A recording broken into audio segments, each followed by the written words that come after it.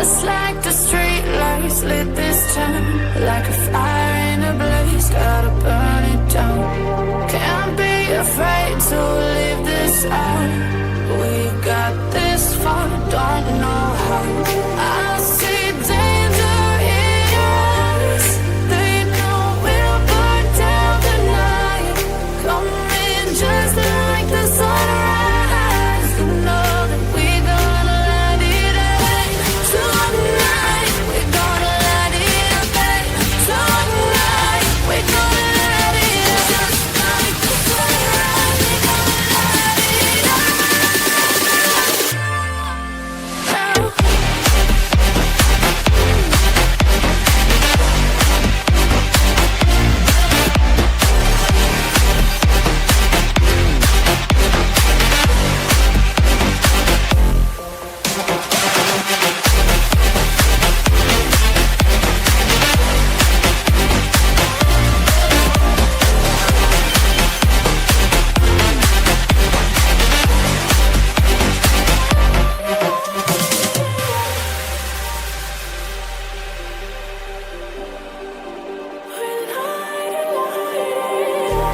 Just like a spark that's breaking out. Can't make a stop, can't turn back now. We know that there's no room for doubt. No, we can't turn back now. I see danger in your eyes. They know we'll burn down the night. Coming just like the sunrise. You know that we're gonna light it up tonight. We're gonna light it up tonight. We're gonna light it up just like the sunrise. We're gonna light it up.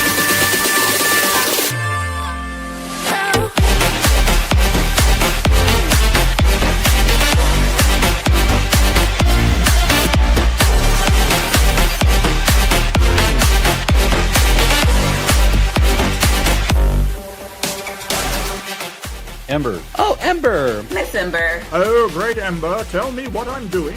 Hey, Ember. How you doing? Appreciate the Ember. Love Ember. She's great. We will be yelling at Ember. Bottom of the barrel Ember bullshit. Oh my God, Ember. Ember. Ember. Ember. Ember. Ember. Ember. We love you, Ember. You rock at that, Ember. We're neighbors, Ember. Ember is the queen. What's up, Ember? I see you, Ember. I only have eyes for Ember. Hey, Ember is hot.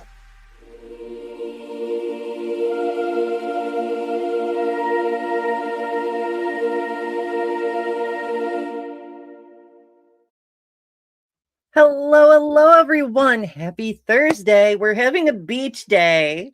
Well, maybe it's more of an ocean day. I don't know. Mermaids do come. We're doing mermaids. Hello. Thank you for joining us. Congratulations on surviving, first of all, because while mermaids aren't necessarily murderous, there are a few very similar creatures. And also, as a sailor, you may get distracted seeing, a lovely, slim fish person on the rock. It happens when you've been at sea for a while. Yeah. I am joined by the community's most famous mermaid, Lil of all trades. Hello, how are you? Hello, I am fantastic. I've been waiting for this one. I know. Ryan is here. Hello, everyone. Thank you for joining us. Ryan is here and asks, do mermen have the babies? Like seahorses? Yes. Or, okay, well, that answers that. I was going to ask if they have. Yes. Tommy says that they have C-sections. It's funny. It's very funny. I'm amused, Tommy. I get your jokes. Speaking of sailors, I have a sea dog. Aw. She's She wanted to come up helping. here.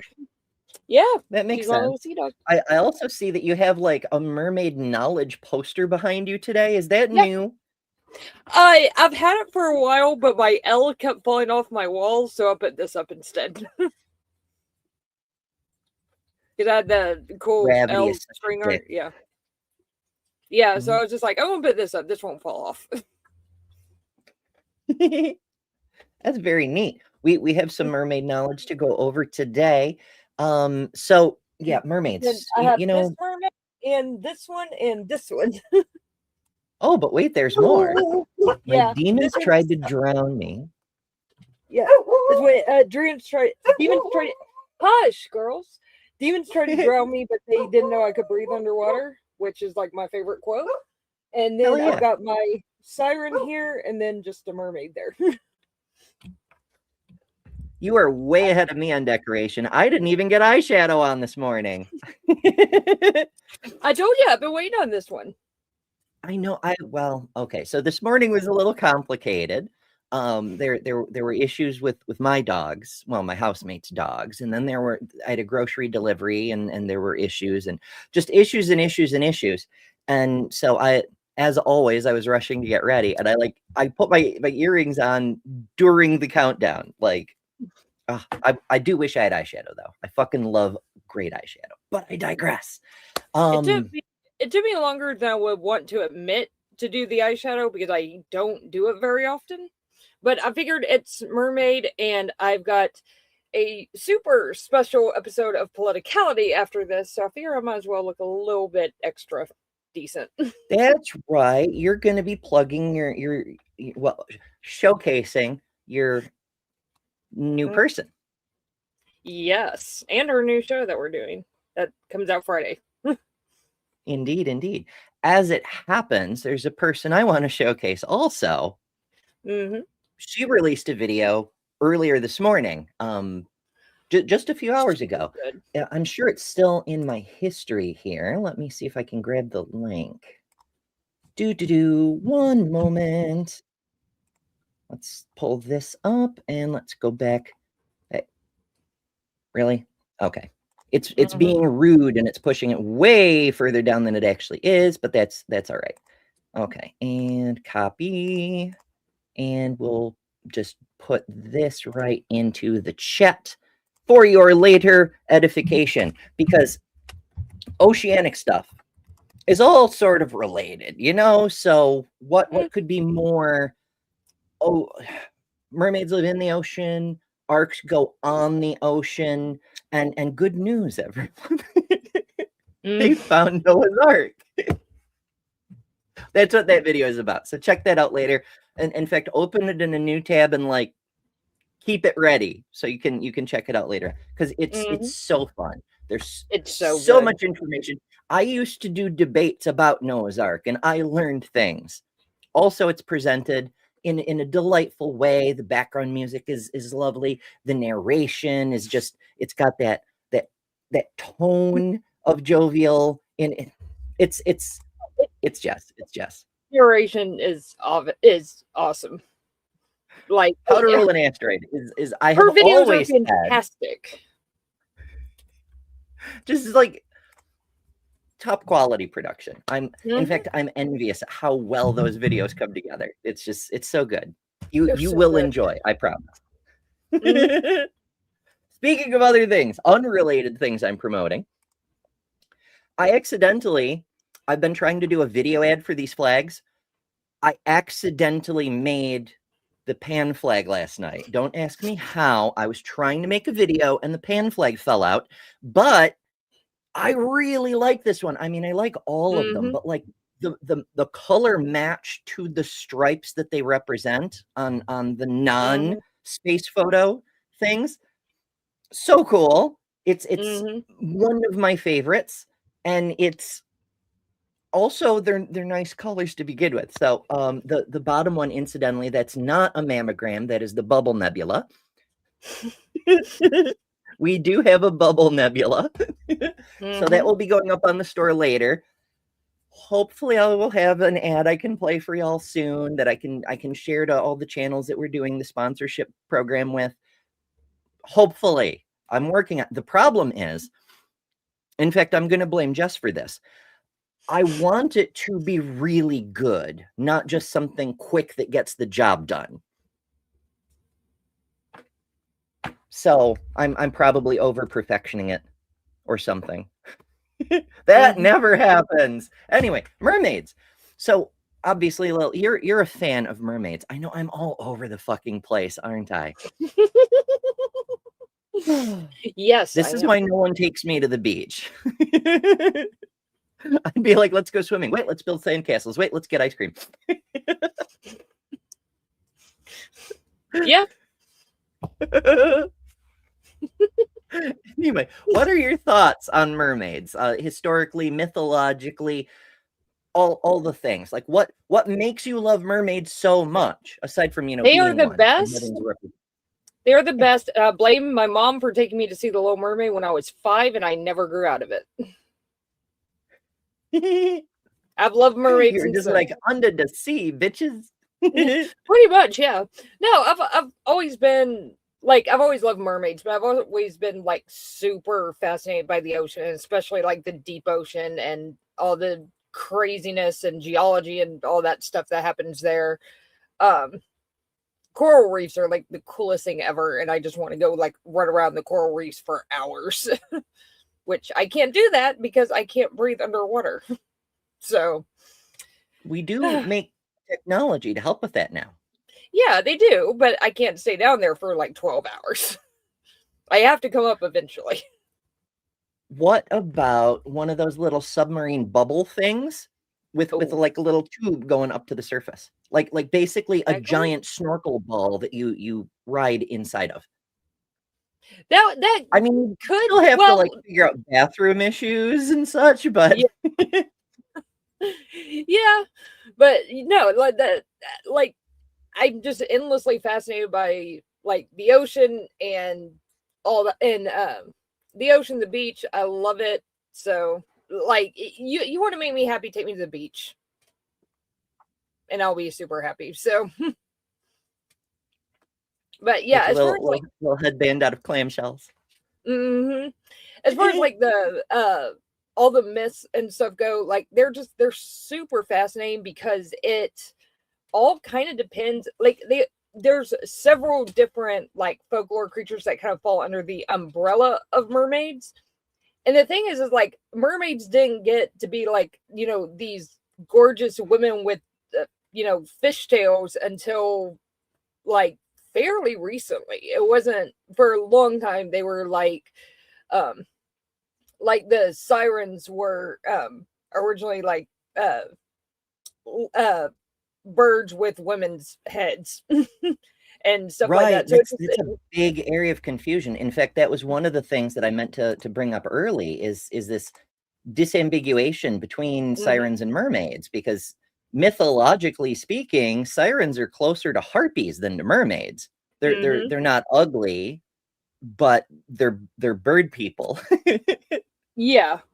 And it just kind of depends. I mean, it's just one of those things that there's so much folklore around them that you could basically tell any history of mermaids that you want. So, because there's so many and they're all over the place. Like there's water spirits and all this other stuff. Like there's the water nymphs and so. Yeah. So this super informative graphic is, of course, from Instagram, and it explains mermaids come from European folklore, whereas sirens come from Greek mythology. Greece apparently no longer part of Europe. Fuck them Greeks.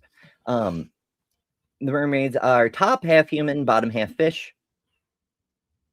We'll just go with that for now.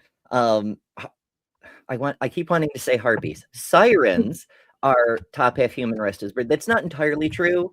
In many of the myths, it was the head is human, but some of the later stories, as we moved more towards the common era, started to include boobies. Possibly because everyone loves boobies, exhibit A, but also because people may have already been confusing them with harpies, who are ugly women who include the boobs, but are also birds who needed human men for reproduction. Say I love you. Whatever the case, it was, as far as we can tell, originally just the head was a human. Mermaids can swim and not fly. Sirens can fly and not swim. Mermaids are neutral in that they are not directly dangerous. They're not out to wreck your ships. Sirens only want to wreck your ships. Mhm. So, you know, The well, amount they get up to more things than that, the detail. the amount of mermaid related stuff that I have around is ridiculous. This is my makeup bag. Keeping And your this is tail my in your purse. purse. Nice. So yeah, like most of my, and yeah, this is one of my bags for knitting, which that's Ariel from Little Okay. Mermaid. Yeah, the amount of mermaid stuff I have around is ridiculous, and you should see some of the art that I actually don't have up now. It's all mermaid and nautical themed. I might have a problem, just a little bit. That may be why the two of us have always gotten along. Like right from the outset, we were like, I vibe with this person, you know, because you got the mermaid thing and I've got the pirate thing. Mm-hmm. I was literally in the damn Navy, but not what we were I have aiming a for at pirate all. But flag know. around here somewhere. I don't know where it went, but I have one. Hell yeah. So yeah, it makes sense. You know what? I'd go sailing, and then you'd be down doing the. It's fine. As many people found out yesterday that I apparently have the soul of a mermaid, but the mouth of a sailor. So if you saw, well, that makes sense. Mm-hmm. I was just like, holy crap! I do swear a lot. I wasn't planning on releasing all of that, so I did not realize that all of that will be public. But whatever. It seemed like a good idea at the time. So in case you missed it yesterday, Lil released the outtakes video from her video with Seth, which will be on Seth's channel, Ambushed Apostate. It's very amusing. It was described as disgustingly cute.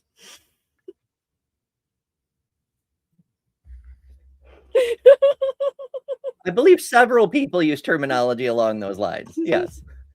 The reviews are in, folks. Just as Tiktaalik is the OG mermaid. Yes. Valid. I agree with that. Halfway to land animal, but I mean, you need land animals in order to have mer people in the first place. Mm-hmm. What would the residents of Atlantis do if not for Tiktaalik? The thing that I've always found weird about mermaids, though, is they're always shown having fish scales on their tail. Like my shirt has, or my dress has fish scales on it. But if you watch how they swim like mammals. Their tails go up and down, not side to side. I don't think the people who envisioned them really scienced very well. No. But you can't prove to me they don't exist yet. We have not explored the entire ocean yet, so they could be out there. Technically true. Now the question is, where are they and how do I become one? Well, we could probably do a surgery, honestly. Yeah, but walking might be a little bit hard considering I still can't breathe underwater, so...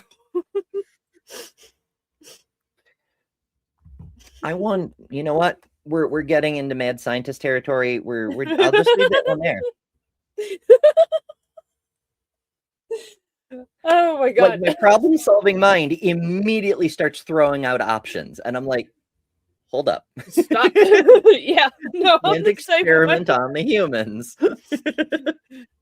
Human experimentation is bad. We cannot do that. Now, Michael Phelps, though. Pretty sure he is half merman. Yeah. Oh my goodness. I agree with that. Yeah, you know. Although I found out recently I'm not a sports person, as you may be aware. Well, I mean, like, I'll play sports. I just don't like watch sports and collect the trivia about the sports and things.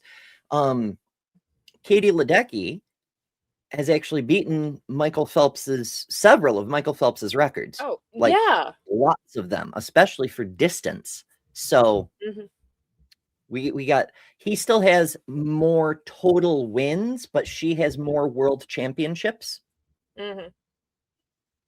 So we got us a fish people race. Yeah. Or something. That's probably the closest, yeah. Because they can swim pretty damn fast. Why? Because Weed Bro says Treasure Island shows that mermaids get magic legs once in their lifetime so that they can walk amongst us.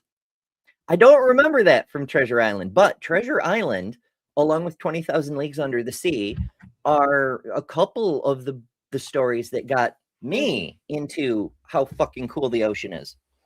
Oh, and also pirates. But what do they have? What if mermaids have like a Schrodinger's tail situation? Like it only pops out when you're in water. What if is it a quantum tail, or is it like a gadget, like go gadget tail, and your legs just getting placed in the tail? We could do it that way. We could make a gizmo that does that just like extends and then like. And I mean, it's basically just flippers on your existing feet, you know? Yeah. We could do it. We could. Yeah. It'd be, I mean, depending on, technically we already have them. They're made of cloth, and that's what people wear to cosplay mermaids. But like, we could make higher tech versions of that. Those tails, especially the silicone ones, are so expensive, but oh my God, they look so good. There's, one that I absolutely love because I love the colors and stuff, but it's like $10,000. I'm just like, holy crap. But that's where the professional mermaids come in. Hello, Daisy. You want to be a sea dog too? I know. They all have opinions today. They're like, is there fish? Yeah. Is there, Tip's pouting right now. Deviant is here, fish. And she says, I'm a pirate, but I'm also deadly afraid of water. Especially that point where something above the waterline breaches said line and goes into the water. So you're genetically predisposed to piracy, but you prefer the land, and that's fine. You can be a land pirate. I was a repo agent for 3 years. You can absolutely be a land pirate. Yes. Yeah, that works.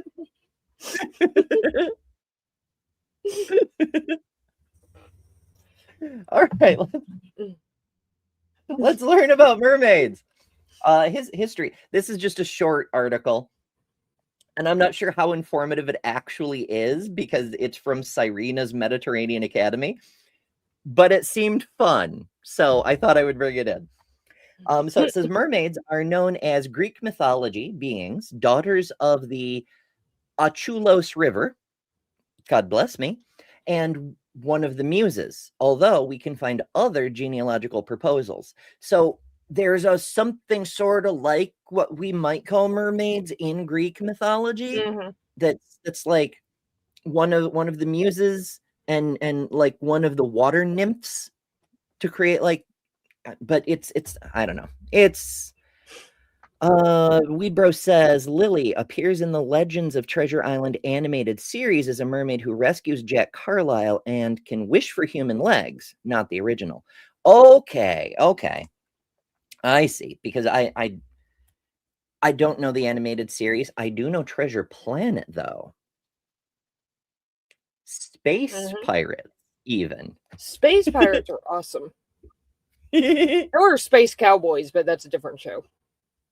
Yeah.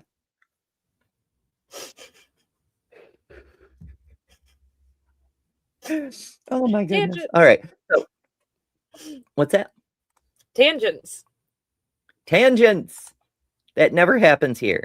That never happens. Never. No. And also reminder, folks, next week we're doing a whole bunch of things all at once for science reasons, and I have to tighten up the show a lot to make it work. We have to get it to under 60 minutes, which is going to be a struggle. But I'm working on like a more a format outline kind of thing. Like we're going to spend X amount of time in the intro and X amount of time discussing why this matters and what we're hoping to accomplish. And then X amount of time going over the historical stuff. And it'll be a loose guideline. Like we can go over a little on one and under a little on the other, as long as we end up at 59 minutes when the credits finish playing. It'll be a challenge, but we'll, Oh, what's this now? What do we have here? The Mermaid Handbook. Why is it written on paper? Because it's a book. Mermaids like to read okay. books.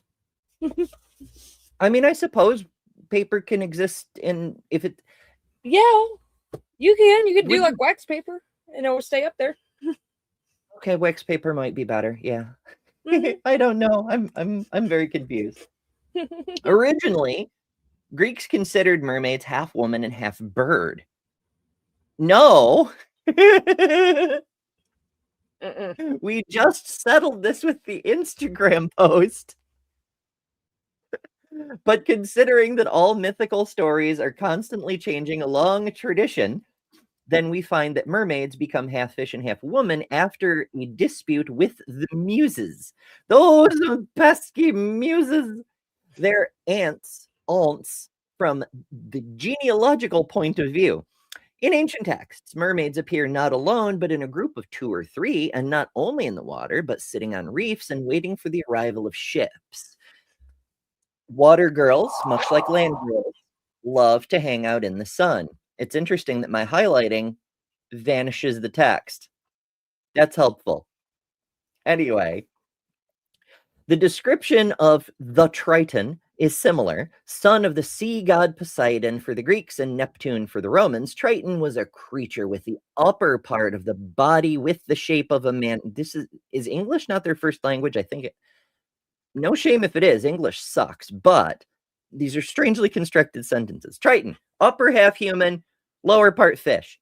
Triton had the power to tame the turbulent waters, blowing a shell. I guess by blowing a shell. He had his big old conch. He liked to blow the conch.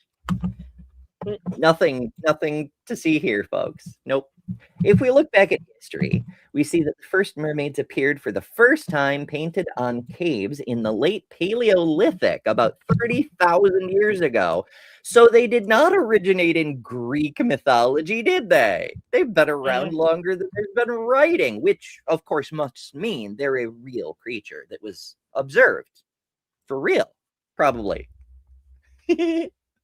Human beings had a strong control of the land and began to sail the sea. I don't know as I'd say humans had a strong control of the land 30,000 years ago. In many places, we still don't have a strong control of the land. So I don't know what that means. The Greek name Syrian, Siren, whatever, is related in meaning to a rope. And mermaids would be something like the ones that tie or grab. What? Huh? Mainly sailors tempting and enchanting them with the sweetness of their songs. Now that's sirens, bestie. These songs were irresistible, and they fascinate anyone as their melodies were full of promises. Hence, the literary expression siren song. Well, it's siren's song, but never mind. Throughout history, we can see that such attraction was not only united to a tuneful singing, but also to their femininity. After all, sailors wouldn't go crashing into the rocks for any old bloke, would they? I mean, they might. We know what happens in navies, don't we?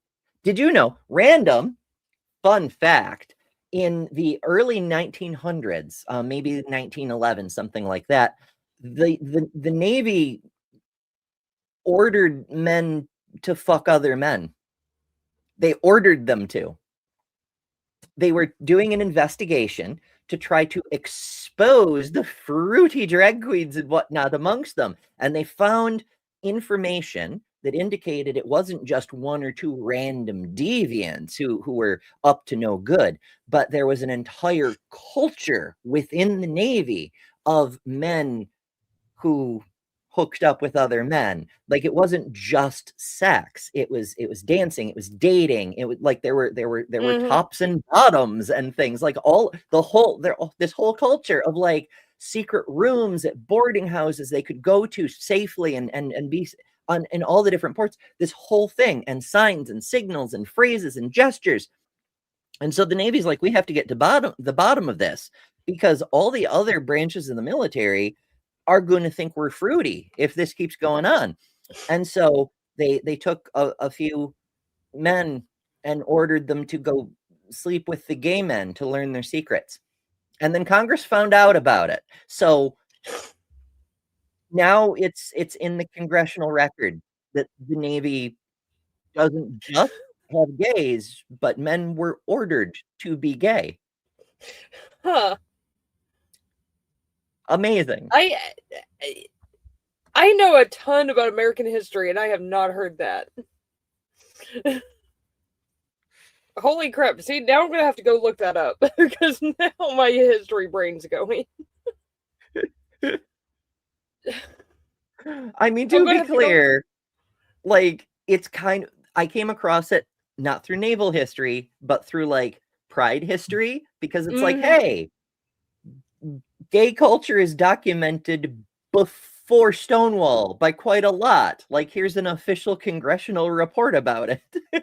I'm like, oh, the Navy's just ordering people to have sex. I'm sure that's completely legal and within the scope of their authority.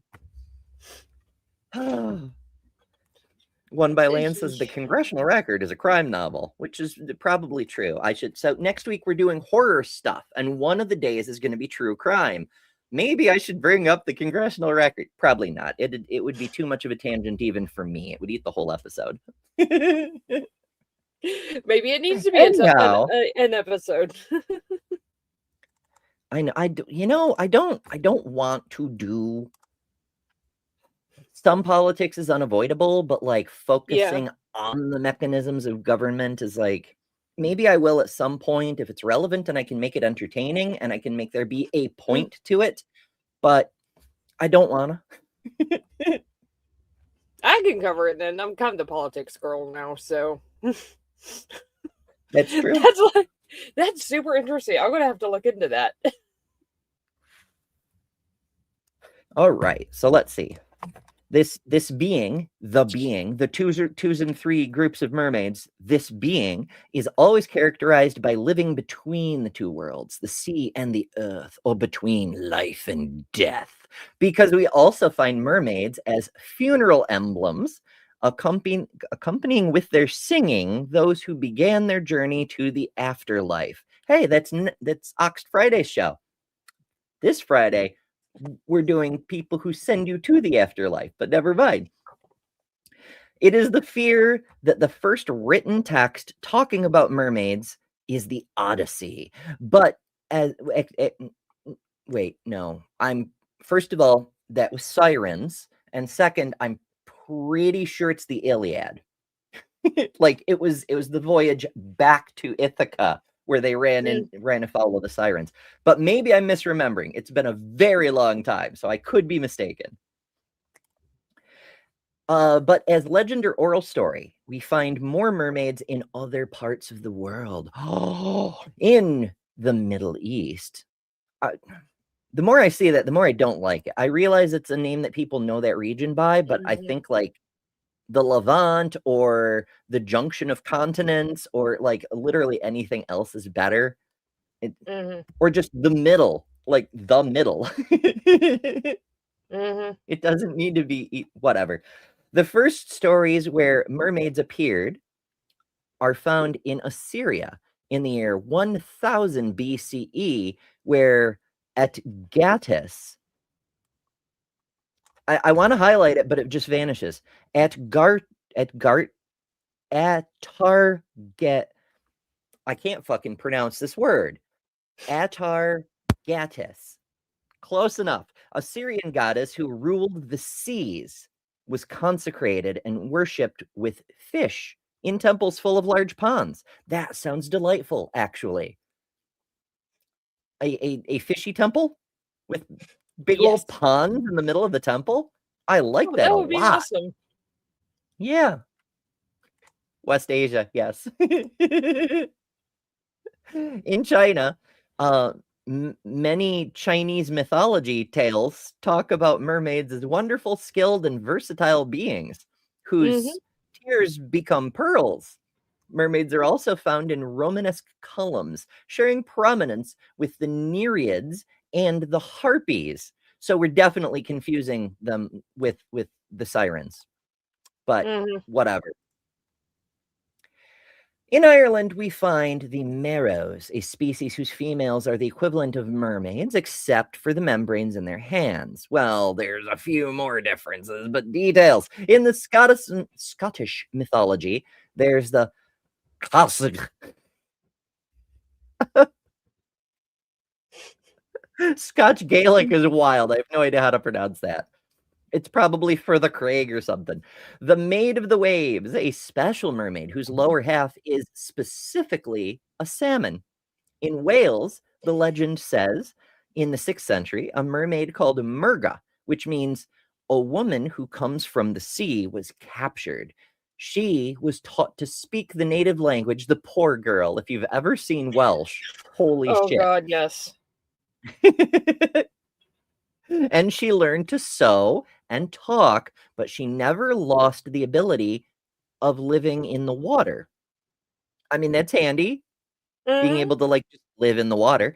In Spain, there's a famous legend about the Sirenuca from Cantabria, a mermaid that had once been human. So it does go the other way. You can be human and get a tail, magically speaking. Mhm. Her mother was fed up with her disobedience about the ban to go to the cliffs and screamed, "God grant you that you become a fish." Mhm. And behold, so it was. One of the most famous sightings was done by Christopher Columbus himself. Jesus Christ. Breathe here. She says it's pronounced Kiosk. My camera's around here somewhere. It's fine. Oh my goodness. I just can't pronounce things. I've given up on the fact I cannot pronounce things. Yeah, I gave up on that a long time ago. We were doing I was doing one live stream and we were covering I think it was a Christmas stream, but we were talking about like legends and stuff. I'm like, how the crap do I pronounce this? And then I found out that Brie had an episode on it, so I immediately went over there to learn how to pronounce it. Because I'm like, I should know how to pronounce this, but I don't. But yeah. I mean, pronouncing things is hard. Mm-hmm. English is hard. Words are hard. Why? Why do we try to communicate by making mouth noises at each other? Who thought this was a good idea? Because like telepathy is not a thing. It kind of is, though. We're doing It's sort telepathy of, but assisted by mouth noises. true. But if it was without the mouth I mean, like we could do sign language. We could like, and then we wouldn't have to worry about pronunciation. Well, never mind. If we did sign language, I'd go like this, and someone would be like, "Ember, it needs to go down to your chest. You're Yeah. doing it wrong." Mm-hmm. I speak sign language about as well as I speak French and German, which is unfortunate. Yeah. I can understand yeah. some, I can say less. My understanding level, it's not fluent, it's not proficient, it is unfortunate. Yeah, it's like give me 15, 30 minutes with someone who's deaf and I'll be back up to where I was. I just don't use it enough. But because I actually have a cousin who's deaf, so I got to use it a lot when I was younger. My son, because he is spectrum, he started to pick up language and then abandoned it and went nonverbal and did not speak for like until he was like 3.5. And so one of the ways to help with that is we all learned sign language. But once he was 3.5 and he figured out that speaking has utility, it's not just a silly thing that the adults do, then he was like, oh, I can just like ask for juice. And then he started talking. And so we haven't really used it in like 2 decades. Mm, Say lovey. yeah. Yeah. Christopher Columbus, right, who wrote in his logbook that he had seen 3 mermaids. Well, that makes it super reliable if Columbus said so, you know. But they were not as Manatees. beautiful as they are represented, which somehow that they had the face of a man. I still can't highlight Manatees. things. They were Manatees, manatees. yeah. Oh my goodness. Save the that's- chubby that's like- mermaids. Hey, I won't body shame a mermaid. You know, I mean, I've had struggles with size and weight, and like honestly, I was worried about my swimsuit because I've been changing size so much. I'm wearing my swimsuit today because we're doing the beach thing, and it like, as always, the camera could only see so much, but it fits better than it did when I got it, and that is pretty Nice. neat. So yay. Mhm. You know, It looks good. thank you. I do like the blue, and I don't get The to wear. blue, yeah. We went to the beach once last summer. It was like June or July or something. Mhm. Oh my goodness. I understand now. I used to pick on my sister when I was little because she'd like just go lay out in the sun and just like lay there and like play music on a Walkman or something. And I'm like, why are you wasting so much time? Like, you could be doing so much with all that time. Now I understand. Just being in the sun feels so nice. Mhm. I suspect Yep. we're all half serpent or something. Maybe. I don't know. Anyhow, right, face of a man. So Columbus was attracted to manses, apparently. This assessment is ideal to illustrate the theory that the alleged sightings of mermaids have usually been sightings of manatees, walruses, and other animals, which would make sense, sort of, kind of.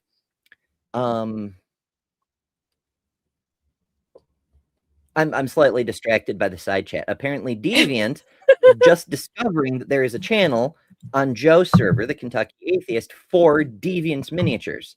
Like, Deviant has her own channel on Joe's Discord server, just now finding out about it. Yeah. It's which amuses the hell out. I should check out. I am bad at checking in at Discords because I'm always up to no good, and I never go through the Discords. I'm sure there's stuff that's related to me on some of them, and I just haven't been in over a year, and I just don't know. It's wild. Say la vie. Right. The literary text that introduced mermaids in history was the Odyssey, written by Homer, which may have been the Iliad. But again, I could be misremembering. It has been a very long time. Who explains the hero Ulysses. Random, I read the Iliad and the Odyssey in elementary school, and they are very long and very dry, so I never went back and read them again. But there's a newer translation. It's decades old at this point, but it's newer by a woman translator who not only translated them better and more accurately. Like, there's a bunch of word choices the male translators made to reinforce patriarchal ideals that are not represented in the original poem. And so she translated them more accurately, but also she managed to, through the translation, preserve the structure of them as a poem, which is fucking amazing. That's gold tier translation, in my opinion. Because it was supposed to be originally an epic poem, and now it still is, and it's so cool. So I've been meaning to check it out again. I just haven't had the time. I mean, I'm still working on Dr. Kip's book. I'm down to like 3 hours left. I hope I'll finish it soon, but I'm still working on that. I don't have as much time to do books as I once did. Such as life. Anyway, I digress. That's like 5 tangents deep. I don't know. I'm just.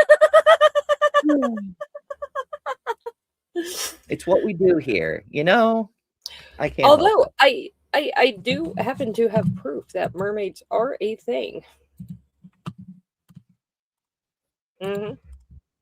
Oh. Yes, I am excited. Let me find it. There we go. Okay, let me pull this down, put this up. Boop. Oh, hey, look at that. I told you I'm a That's mermaid. a lovely collection of skulls you've got there. Mm-hmm. I'm drowning men by Damn, night. I look that good in a swimsuit. No kidding. I was like, I'd hang holy out on the rock all day and just crash ships, just to see how many I could get. Yeah. So would I. Damn. Oh I my was just like, goodness. damn, that turned out good. Indeed, I love. First of all, how are the candles burning? They're nuclear? Oh no. Sure, but like I love the jellyfish and like the color palette and the regular fish over the ruins in the background, but like the candles though, I'm like it's got it's like SpongeBob, right? Like how is he running a grill underwater? You know? Probably burning like magnesium or something. They're burning some, or yeah. I mean, there's a couple things they could probably burn underwater. Oh, there definitely are. Yeah. Yeah. I mean, underwater welding is a whole job, apparently. I'd a boyfriend I had many years ago went on to become an underwater welder, at least for a while, until he went like too deep and the pressure like caused his teeth to implode. And he was like, oops. And so now he can't do that no more. You know. Why? Because Weed Bro says, I may have a crush on Mermaid Lil now. I think all of us have a crush on Mermaid Lil now. Including Lil, which is fair. That's like the best like AI picture of me I've ever seen. I was just like, oh my god, that's awesome. And it totally fits my style too. So I'm just like, yes. It is a whole mood. It's a whole mood right there. The dark goth skull I mean, hell, you need a skull collection, or what are you even doing as a woman, you know? But oh my goodness. Alrighty, let me see. Oh, the Lilophilia.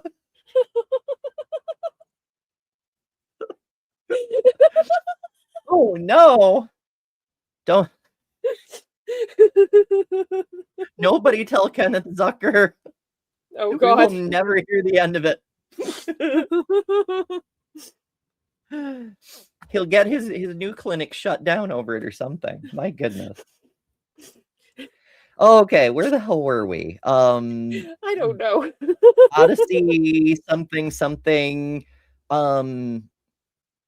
Right, he tied himself to the mast so that he could pass the sirens without any danger. It says mermaids, but the story talks about sirens.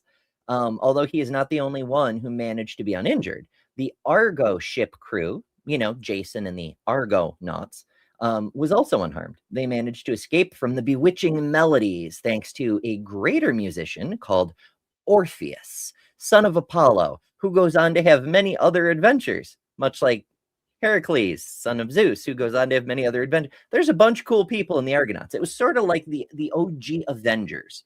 It was like they were taking like, here's a hero and here's a hero and here's a hero, and we'll put them all on a team with this fucker named Jason for some reason, and we'll send them off to go find, I don't know, a fucking gold McNugget or something. You know, it just it's like somewhat contrived, but also kind of fabulous. You know, they do have a lot of adventures. They managed to escape from the bewitching melody. You're right, Orpheus, who traveled with them and who, with a magical song, managed to avoid the sirens, who are actually in the story, not the mermaids, who are not. But okay, the seductive singing. You know, this just goes on, confusing sirens with mermaids. I'm glad we disambiguated that from the get-go because, my goodness, my fucking goodness. Oh well. But there's a lot of other stuff. Christians considered them an incitement to lust. Do you suppose that is why? I'm trying to think of a way I can phrase it for YouTube purposes. Women are said to have a certain smell that's reflective of the ocean.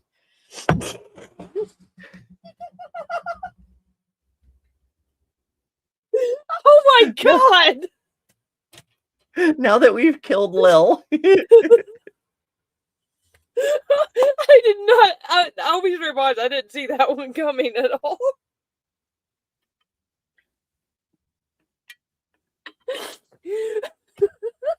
Mwahaha.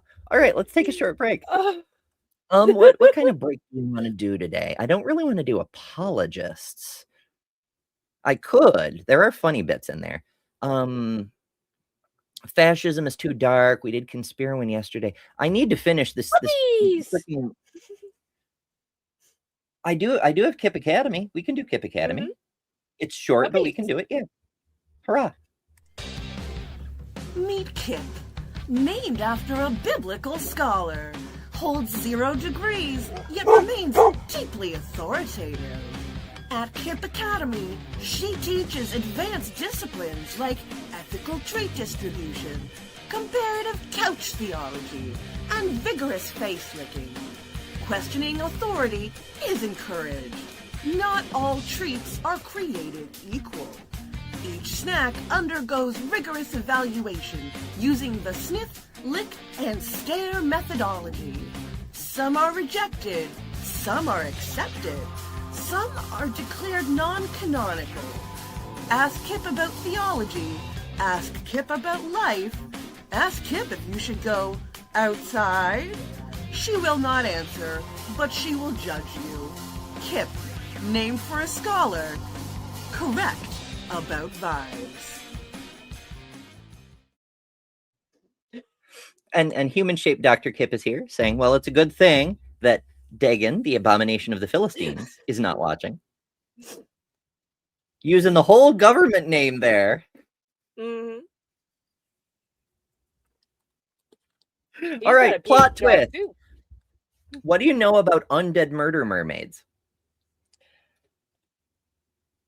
Are they aliens or not? Because I thought we said there were alien ghost mermaids yesterday.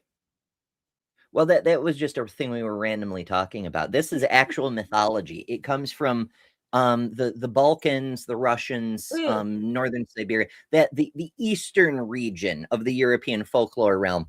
Yeah. Because they were like, you know what?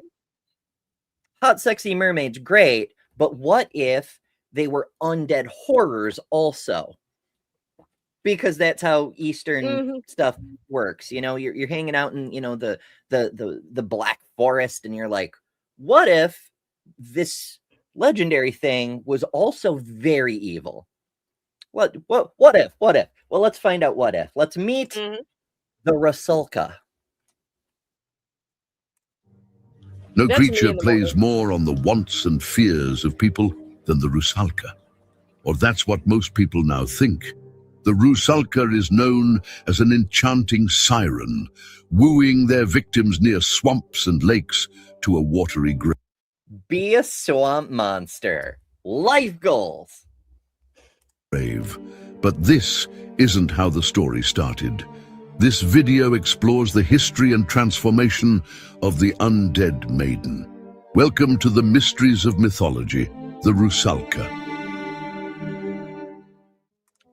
I know nothing about this channel. I specifically wanted to do the Rusalka today, but I wanted to open with mermaids because I know Lil fucking loves them, but also creepy, spooky, undead monsters. Fuck yeah, I'm here for it. Yeah.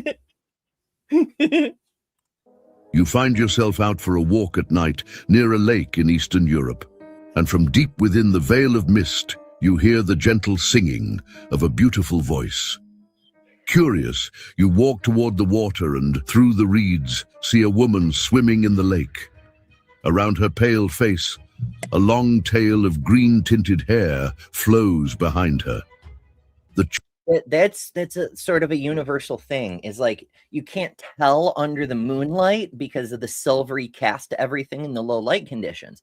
But if you ever see one in the full sunlight, the hair is naturally blue-green. Can't imagine why that would be. Chill of the night doesn't seem to bother her, and she stands splashing the water of the lake across her naked body. You notice that you are standing at the edge of the lake, wondering how you got there. As you look up, you notice that she is now facing you. She has a figure of breathtaking beauty emerging from the misty waters. Her hair, long and unrestrained, flows like the very currents of the lake she inhabits. Okay, there's We a do bit have more long to this, hair. of course. We Oh do have yes. extremely long hair. So it's yes, the form it strikes the eye as very appealing, but of course it's a trick. Like most of the folklore things, it's just a glamour being cast over you. But it's not just an illusion of your perspective. It's all your senses. Like there's I don't know how to describe it. Have you ever been around someone who has a presence? Like however they look almost doesn't matter because of the sense of presence they exude. Yeah.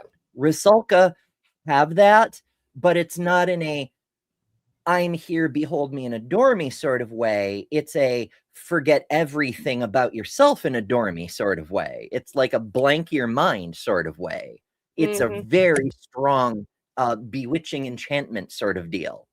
And their figure is only part of that glamour.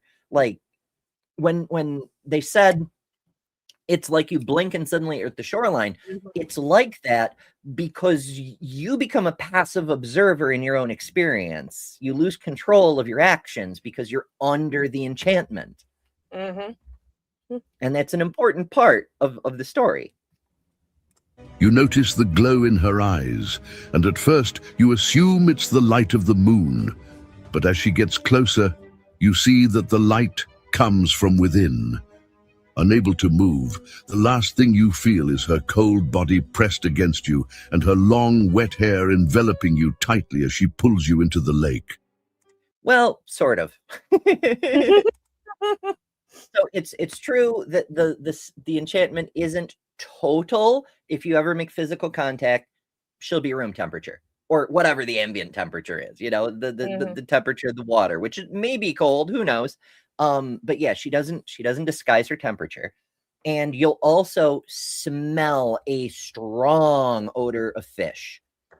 It may be her breath because most of the time she eats the fish when she doesn't have a human to snack on. But she will entice you to come into the water and just keep like she doesn't have to grab you and drag you under. The spell is strong enough that she'll convince you to just keep coming even after you can't breathe, and you'll drown still walking along the bottom of the lake or whatever.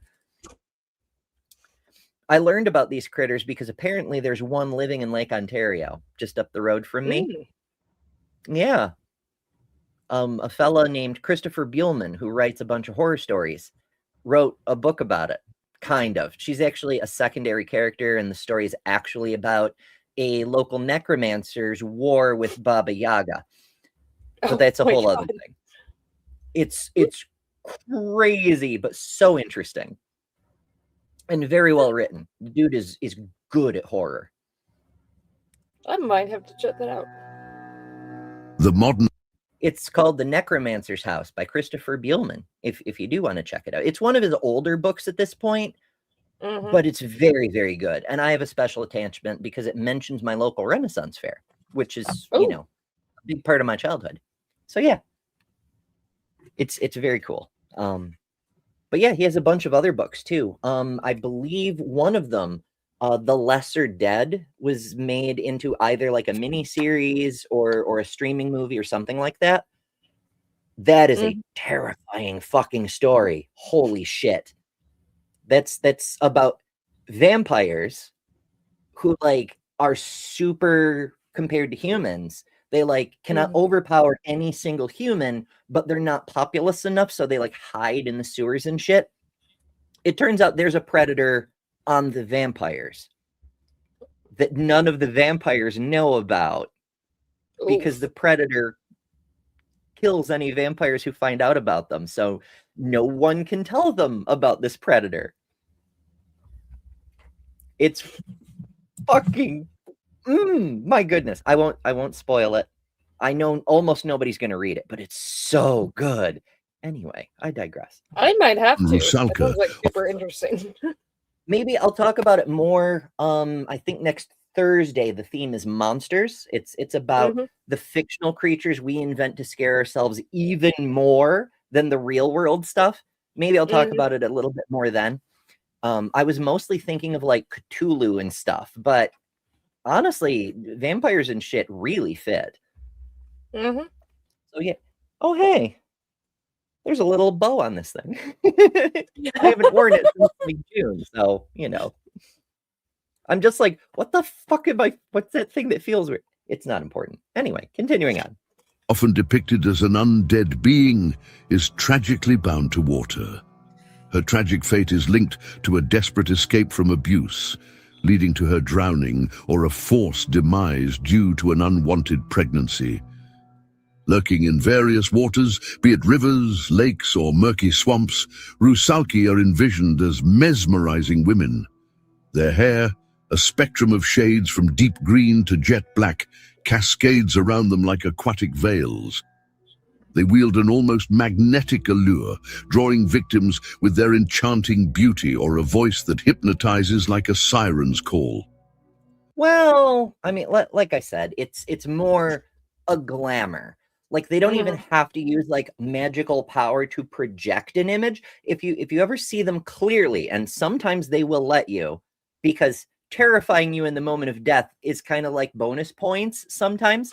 But if you ever see them for real, they're actually rotting corpses. They're like they're just undead monsters, you know? There's this one there's one poster that I had for years I would keep up around Halloween that it shows mermaids trying to lure a guy into the water, and above the water looks totally normal.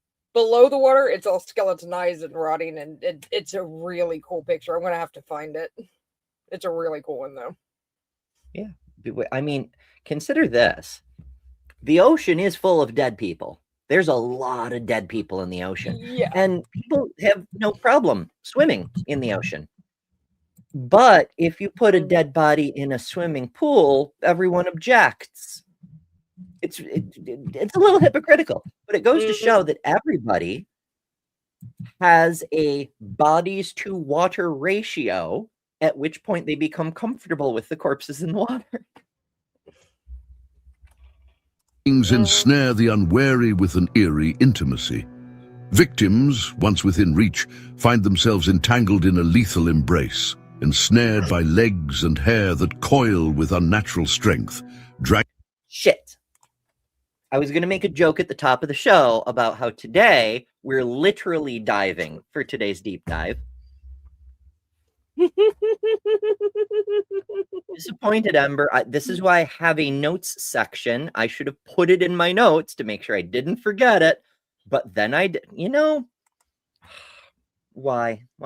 Anyway, now you know, because it was I'm so proud of that joke. I wanted to make sure that you all knew I thought of it. Dragging them to the watery abyss. Escape is a futile endeavor. Their skin becomes as slippery as... Resistance is futile. You will be assimilated. ...as the water's surface, making resistance a lost cause.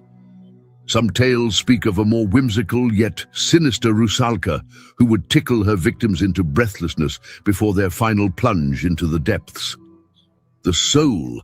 That's mean. Like if you're about to drown somebody and you tickle them until they can't draw breath first and then drown them, that's so mean. Okay, in fairness, all these, I don't know, there's something about the old school creatures before Disney got their hands on everything. Like, you know, the story of Rumpelstiltskin ends very, very differently. The Little Red Riding Hood, very gruesome. But a lot of the even older folk stories, like the White Ladies in the Forest, there different cultures have different versions and so forth. But there is a version of the story of the White Ladies who, if you don't know, it's don't go in the woods after dark, because sometimes you'll run across the wild hunt, and then, you know, Odin and the Fae folk will hunt your ass down, and you'll never be seen or heard from again. But the White Ladies, they would enchant you and then fuck you to death. Like, a lot of this stuff was very murderous, you know. Of the Rusalka would be trapped in this form until her death was avenged. For those who think they could escape her beauty, the Rusalka can appear in whatever form the victim considers to be beautiful. And that's one of the keys of a glamour, is she doesn't have to know what you find beautiful. The glamour causes your mind to generate the illusion. So it's you doing it. So in my case, she might appear as garlic bread, perhaps.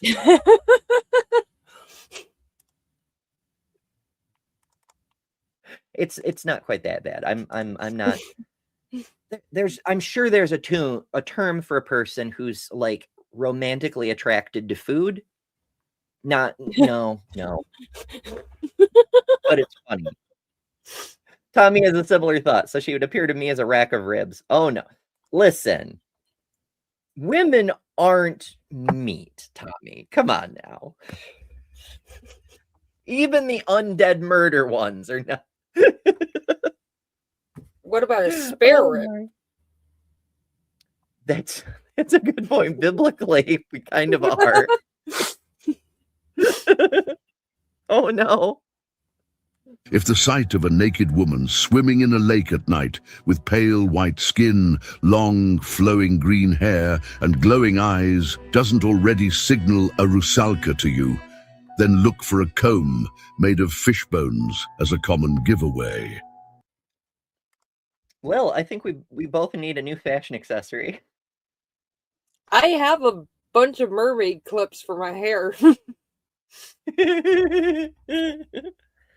Did you know that back in the day, it was actually fashionable, well, at certain eras in history, to have like a comb stuck in your hair? Well, like not down here. It'd be more like up here kind of thing. Like to hold your hair in place, you just leave the comb, not a comb like this, but like a fancy comb like that. But this is the comb I have. So that's what I'm showing. But you'd like leave it stuck in your hair. Why am I beating myself up? Damn it, Ember. I don't normally wear a hat with a brim this big or this solid. It's my beach hat. You know, it's got the little strappy thing so that I can put it under my chin so it won't blow away. It's my beach hat. It's a good and one. It really helps keep the sun off. When I did go to the beach that last time, no sunburn except for this one strip right here where like I didn't get the sunscreen quite right and it was outside the hat's protection. I wonder, is it still visible? I don't know if it shows up on camera because it's faded, but it's like a little strip right there. I don't know if you can see it. A little bit, yeah. Yeah. I do not have tan lines. Like a reverse tan line. Oh my goodness. Also, why the fuck is a sunburn lasting for almost a year? I know it's not the sunburn, it's that one part darkened, but whatever. Her long hair is said to symbolize a wild and unruly spirit. This starkly contrasts the traditional Slavic portrayal of womanhood, where married women wore their hair in tightly braided styles. Above the water, Rusalki are depicted with slender figures, their skin pale and hair undulating in hues of blonde, brown, or even mystical green, sometimes with eyes that blazed. Mystical green. Okay, so the green thing. This is it's another bit of many potential threads of lore that may or may not be woven together. Green, of course, makes sense for the water because algae is a thing. But also, mystical green is often associated with the underworld, or is what Christians would think of as unholiness. It's separation from what is good and right, the world of the living, to be like not exactly the afterlife, afterlife, but like the chaos where the monsters live sort of thing. It's like separate from hell. It's more like a demon dimension. That's a different thing, and mystical green it's like unholy. That's often why you'll see demons in Christian mythology depicted with green fire rather than red fire, because it's unholy. It's the opposite of sacred, So that's why I like green so much. Okay. It could be. Yeah. Lil may be a chaos demon. Who's to say? I mean, my Like name is emerald Lil, fire. so. It's true. It's true. Yet, beneath the surface, some There we go. That's a picture without the glamour. Waiting to be avenged. Aren't we all just silly girls waiting to be avenged? Sometimes we avenge ourselves, so. That's true. legends describe a more malevolent and decayed form. In certain regions, Rusalki are intertwined with forest and swamp lore like Boginka, the forest goddess, or Dziwożona, the wild woman. Okay, I got to give the AI voice props for pronouncing that. Not a chance I could have pulled that off. Adorned with garb of leaves and bark, they are a fusion of woodland and water mystique. In the Ooh, benevolent nymphs and vengeful spirits. You know, you can't actually have both. Like a lot of the nymphs, the personifications of nature at like the very, very local level, like a forest nymph or a river nymph or something like that, they could be pretty damn vengeful too. If you cut down a forest nymph's tree, she gonna kill you. early chapters of Slavic mythology, the Rusalka was not the fearsome creature we know today. She was a symbol of fertility and benevolence, a guardian spirit of nature. These early Rusalka... Isn't it interesting that all the guardian spirits of nature that are doing the thing that humans are supposedly tasked to do by the gods, to care for the world and steward it, they're doing the actual job while humans are running around exploiting the fuck out of nature and fucking everything up as fast as they can. They all started out as peaceful and benevolent, and now all of them are murderous monsters. It's almost like they figured out that humans are the problem. Yeah. Maybe. Humans are usually the problem. emerged with the spring, dancing joyously near lakes and rivers, their presence a blessing that brought life and vitality to the crops and the earth. Rooted deeply in the traditions of early Slavic paganism, they were revered as protectors, with water, their domain, seen as a sacred source. I'm trying to, what do you mean by early Slavic paganism? Because in the modern context, paganism is anything that's not Christianity, although there was a time when Christianity was the paganism, but never mind that. But if we want to talk about traditional folk religions, at what point do we describe it as early? Because some of this shit goes back a long fucking way. Yeah, it's always weird trying to differentiate what counts as early or mid or late when it comes to history. It's always a little awkward. There's no we good were reading divisions earlier. Are we talking 30,000 years ago, Neolithic period, or what do we mean by early? Yeah. But as the pages of history turned, so too did the story of the Rusalka. I do enjoy the flowery crowns. I'm a big fan. This one, even though it's my beach hat, it's got my cherry blossoms, because cherry blossoms always make me happy. I figured that out this past spring. No matter how bad a day I was having, if I pulled in somewhere and there were a cherry blossom tree, I just started smiling. And so I'm like, you know what? I need one of my patented trademark flower crowns to be cherry blossoms, and now I have one, and it makes me happy. So hooray! Yay! It looks great. Yay! The 19th century brought a tide of change that swept across the Slavic lands. I probably should have my blue flowers on this hat to match the outfit, but again, I got ready quickly. Nah, it works. Reshaping the Rusalka's image from a nurturing spirit to a vengeful water demon. This dramatic shift was influenced by a confluence of cultural, social, and religious changes. The spread of Christianity played a crucial role in this transformation, as the new religion... So it's the Christians' fault.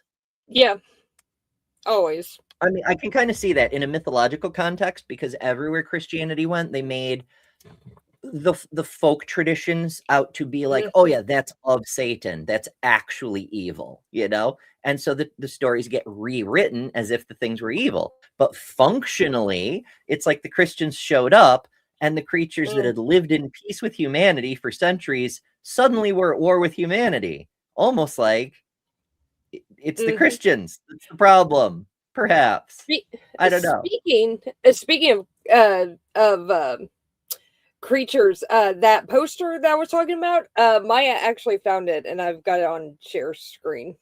That was talking about where it's like mermaids from top to bottom, on the top, and then it's got all the skulls and stuff underneath. Oh, I see. Pile of skulls in the dirt underneath the dude. I thought you were talking about like mermaid above the water, but like the there is one like that. This is another one that's similar to that. I've also got this one too. Hell yeah. Because I'm a nerd and Maya was lurking. I know Maya's often lurking, but I did not know Maya was lurking. So yay. More skulls. And also, why? I get, you know, prudish, Christian, Puritan Americans, whatever, but like, I kind of understand the bikini top made out of starfish or clamshells or whatever, but why fish scales? Like, why do the boobs always have to be covered? These are functionally not human women. Yeah. Why? I don't know. It's frustrating. Anyhow. This, for AI art, this is pretty decent. I like how there's the sharp divide, but it also blends from one side to the other. That's pretty neat. I like that one. Took root. It often cast the pagan deities and spirits in a sinister light. The Rusalka, once a revered nature spirit, became a symbol of paganism's darkness, aligning with the Christian concepts of evil and the ungodly. That's such a weird thing, though, because while the folk traditions included death as part of the cycle of life, so there was always a death element in virtually all local traditions. Calling that out and saying, see, it's actually a death cult, when you yourself are the death cult, we're like, you should try to die as quickly as possible so you can go be with God with fewer sins, you know? Like, what? Sable, I believe, has the answer. Always. It's because you're afraid of boobies. It's the boobies. Look at. Very terrifying. You have to admit. I mean, it's coming the blue feet. The blue feet. The blue feet it's are true.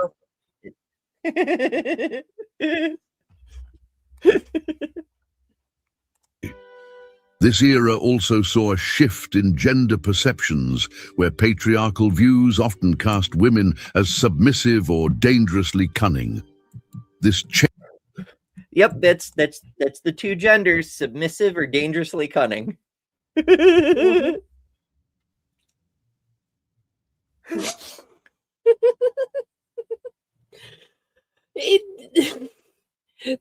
always have to put things in weird dynamics. It's either this extreme or that extreme. There is no in between. If you're not a submissive, good trad wife, you're dangerous. Which I suppose kind of makes sense, because somebody who's like a submissive slave mentality servant, you can trust with the kitchen knives because they're never going to try to use them. but someone who isn't submissive, if you try to force the kitchen knives into their hand, they may use it. Yeah. Yeah. Whoops. I mean, how many slave masters wound up getting stabbed by their kitchen help because they're like, yes, I'll be beaten and maybe be killed, but him first, you know? Changing perception seeped into the mythology, warping the image of the Rusalka from an independent guardian to a vengeful victim wronged by male betrayal. Oh, I see. She only mad because a man did wrong. In fairness, that's more than enough reason to be furious. Yeah. But, like, she's only mad because a man hurt her. This is the same bullshit we get today with, like, you hate men probably because you were abused. Well, that's A, that's enough reason to hate men, and B, the fact I'm mad about that does not mean that I hate all men. You know, it's such a weird conflation. Yeah. Or, you know, you're only an atheist because Christians hurt you. Yeah. That's good enough reason, yes. But also, it's not a cause and effect thing, you know? Yeah. The cultural landscape of the time, enamored with Romanticism and the Gothic revival, also played its part. The era's fascination with dark, supernatural themes recast the Rusalka as a figure of terror and mystery. A perfect... Well, it's also partly Bram Stoker's fault. Because, you know, by making the whole southern Slavic region, north of Greece kind of thing, people fell in love with that vibe of spooky because of Bram Stoker's story. And they were like, what else is there in the folklore of the region? And they were searching specifically for dark, gothic, undead flavored aesthetic. And so, of course, they would find out about this, you know? Fit for Gothic tales of ghosts and vampires. Influential literary works like Alexander Pushkin's The Drowned Maiden further cemented the Rusalka's vengeful portrayal. These stories resonated deeply, transforming her into a symbol of tragedy and revenge, a stark contrast to... In fairness, revenge is a really compelling narrative, especially for women. I can't imagine why. I mean, don't get me wrong. There are plenty of men who are like bent on revenge, you know, honor for my family, or you took my business deal, or you rustled my cattle, or whatever the case. And it's fine. It's a human emotion to feel wronged from being treated unfairly and not receiving adequate justice. It's a normal human thing. But the fact that like all women can relate to that experience, that isn't just part of the condition of being a woman, it's a problem with the culture. Yeah, very much so. Her earlier life-giving image. In this cultural upheaval, the Rusalka became a vessel for the era's anxieties and fears, a reflection of societal unrest, the mysteries of nature, and the complexities of human emotion. I'm wondering, like, there's this idea that's been running around for ages, that nature is dangerous. You need to stay in the cities, stay in the houses, don't go into the deep, dark woods. It's less intense than it was in days gone by, but a lot of this folklore reflects that. Don't go into the untamed wilds where humans don't have dominion because nature is dangerous. Is this because of the tainting of the folklore? Like, is it just because people have always had people fears, right? But the folklore at the time was there are things that could be dangerous about nature because you don't understand them. That's why we get like the Fey hunt exists, you know, like you could get lost in the unknown forces out there, but it wasn't depicted as like hostile the way it is now. And I wonder if it's the changes to the folklore that have changed the attitudes because of the religion. Yeah, it very well might be. I mean, that's really interesting. Maybe. We need more anthropology. Yes, we do. However, this transformation wasn't universal. In some corners of the Slavic world, the Rusalka's earlier, gentler nature persisted in folk traditions. But largely, the 19th century marked a pivotal moment, redefining these water maidens from symbols of fertility and nature to embodiments of danger and vengeance. Resistance to the Christian ideas is danger and vengeance. I'm very much down with that message. In popular culture, the tale of the Rusalka has been vividly reimagined, most notably in Antonin Dvořák's opera, Rusalka. There's an opera? I didn't even know. I am an uncultured swine, apparently. In fairness, we don't learn much about operas here in the US. Like, we know they exist. The only thing that pops up in public school is like Wagner, you know? This opera, a jewel of Czech national music, tells a poignant and enchanting story, deeply rooted in Slavic folklore, yet universal in its themes.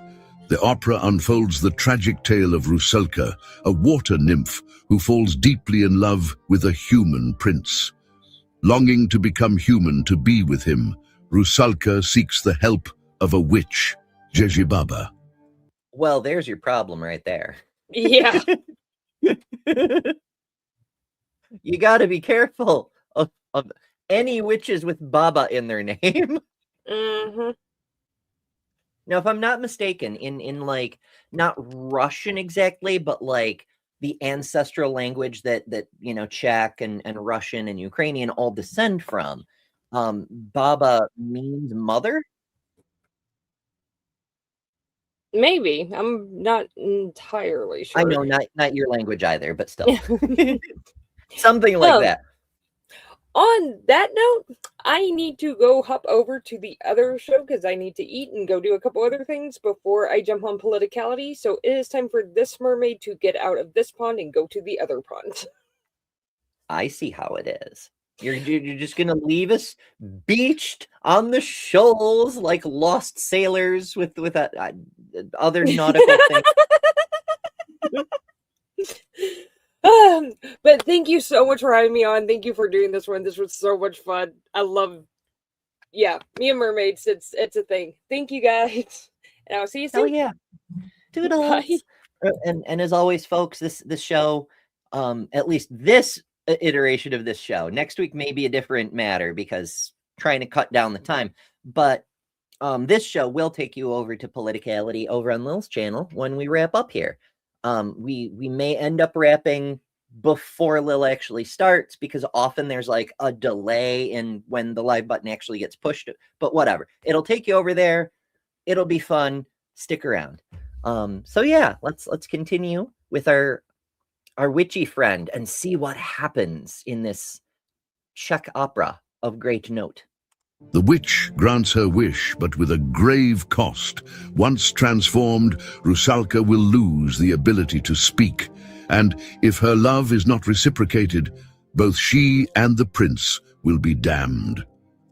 This is starting to sound a little familiar. You'll be transformed, but you can't talk, and if you don't get the love reciprocated, if it's unrequited love, well, you're going to have a bad time. This sounds, I think Lil may have left just a few seconds too soon, considering how she feels about the Little Mermaid. Rusalka's transformation into a human is a poignant symbol of love's sacrifices and the pain of unfulfilled desires. Her silent presence captivates the prince, but their happiness is short-lived. Misunderstandings and the prince's infidelity lead to a tragic conclusion. The prince... Well, that is an important tale.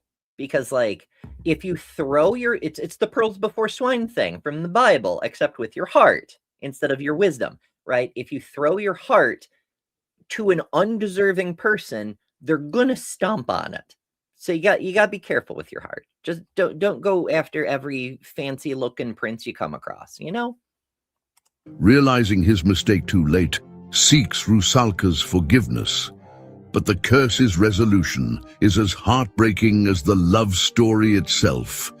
With a kiss, Rusalka dooms the prince to death.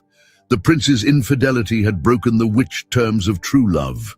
With the prince dead, That's a bit of an issue, because like I could kind of, I'd feel somewhat the same way. I'd be like, you come asking forgiveness, but you've already broken my heart. So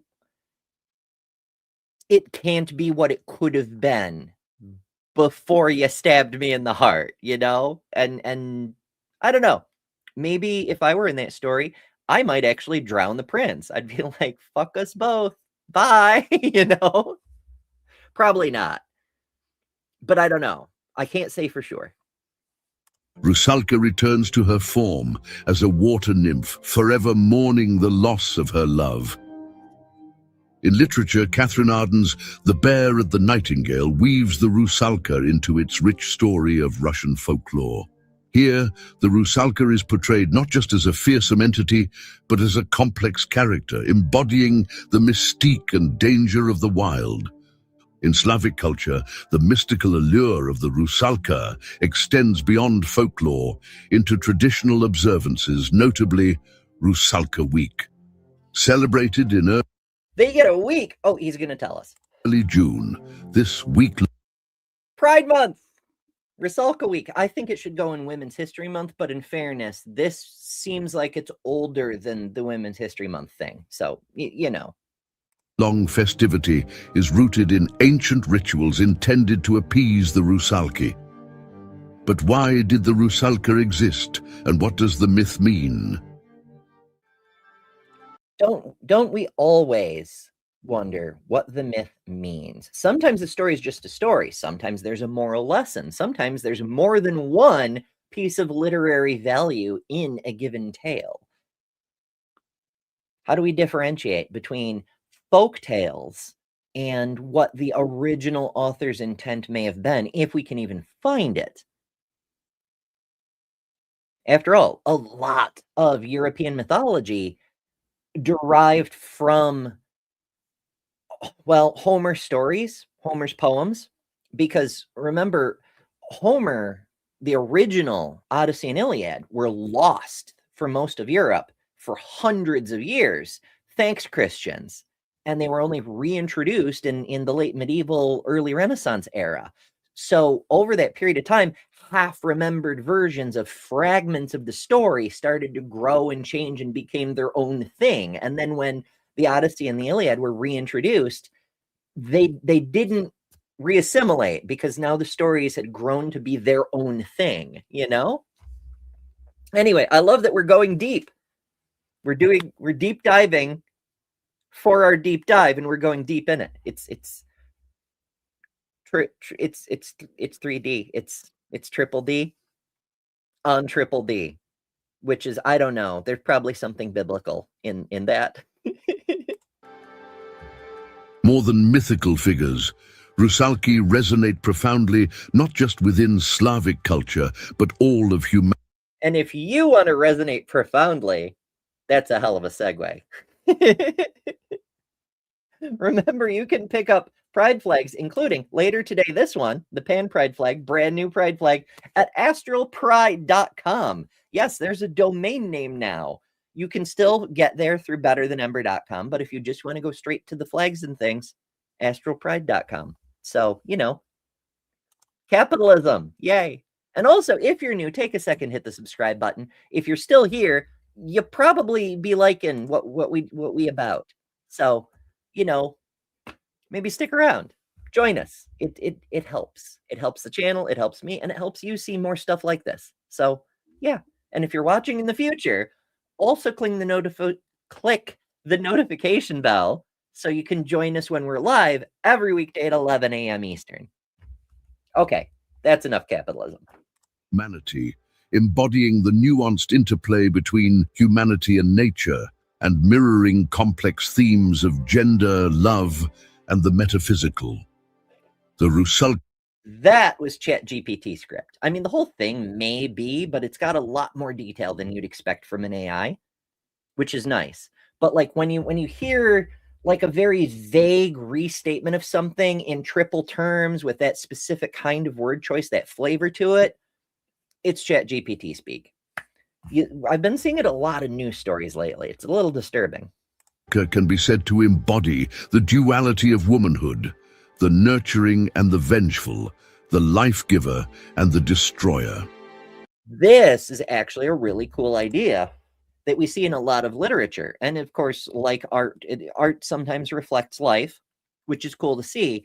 But it makes me think of the first time I read Terry Goodkind's Wizard's First Rule. There's a part in there where the main character, Kaylin, who's a strong, capable woman who has a magic power that is absolutely unstoppable, but she can only use it once every few hours. So the big bad guy, he sends an assassination squad after her because she's standing in his way of total conquest of the world kind of thing. He sends groups of 4 because if she uses her power, she will control the one man whom, if she gets the biggest and strongest, may kill 2 of the others, but that still leaves 1 to overpower her. So it's man math. It's just throw enough beefcakes at the problem and you can overcome the woman. But there's another side to her power. When she develops a really strong emotional bond, because Wizard's First Rule, while it looks like fantasy, is a romance. She just develops a really emotional bond with the hero of the story. When she thinks he's dead, it unlocks a different side of her power, which is basically vengeance. And she can start throwing lightning bolts. It's wild.